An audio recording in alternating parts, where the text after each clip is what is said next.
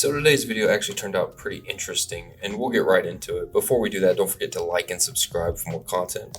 We're at 247 subs, that's just 3 away from our next goal, and with that being said, let's begin.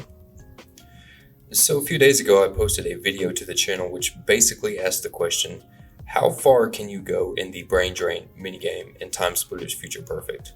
Now, I typically have a subpar choice of words, especially when it comes to summarizing a title for a video, and this really became evident when a viewer of the channel, Assorted Cave 740, had mistaken the original title for a video about glitching into the unplayable area to see what we can find and how the enemies will act. And with that, I want to give thanks to Assorted Cave 740 for pretty much giving me the idea for today's video. Alright, so when you step into the unplayable zone, a timer activates at the value 170 and begins counting down all the way to 0 where the game ends and your character dies. So while you're inside the playable zone, this code is actually frozen to the value 180. So we're going to set it to a -1, which will in turn give us the highest value possible for this code. And that's going to be our ticket to entering the unplayable area. The first level we're going to showcase is Brain Drain, and we're specifically going to look at some spawn points that we don't normally get to see.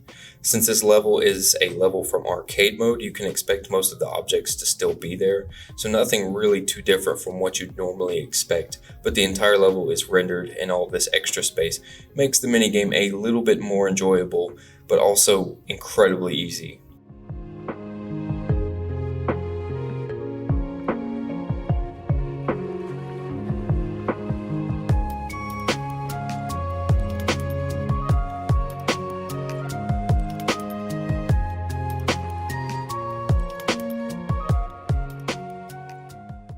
So now on to rare or well done. I'm going to take you through a quick walkthrough. As you can see, a lot of objects are called out from this level, and that's because the game loads a separate group for objects that belong to the level versus objects that can be interacted with. That's why when we show up to the beginning of the level, both the tree and the door are completely missing. I know it's not extremely interesting, but it does show certain things that were originally covered from our view, like this mistextured face on the tile that a fire normally sits on top of. Now, I've always wanted to do this, and though this bit has been done to death, there's always one person that's seeing it for the first time, and I'm of course talking about the way mirrors work in most games from the earlier 3D generations. We basically have the room and our character duplicated on the other side, and this second character copies our every movement. As soon as we step out of view of the mirror, our duplicated version of ourselves pretty much just disappears. So Assorted Cave 740 wanted to know about the AI in these levels, and I think this clip is the best candidate for that. After reaching a certain distance of the unplayable zone, the mini carrion carcassy will begin to group up into a circle, and usually only about one will stray away from the pack and try to attack you. And now we're on to our last level, but certainly not the least, and that's Boxing Clever. So just like the rare or well done minigame, this one has the entire level loaded as well. Nothing particularly different considering that there wasn't a lot of interactive objects in this level to begin with. Something I did find interesting was heading into the last room where you fight Crow.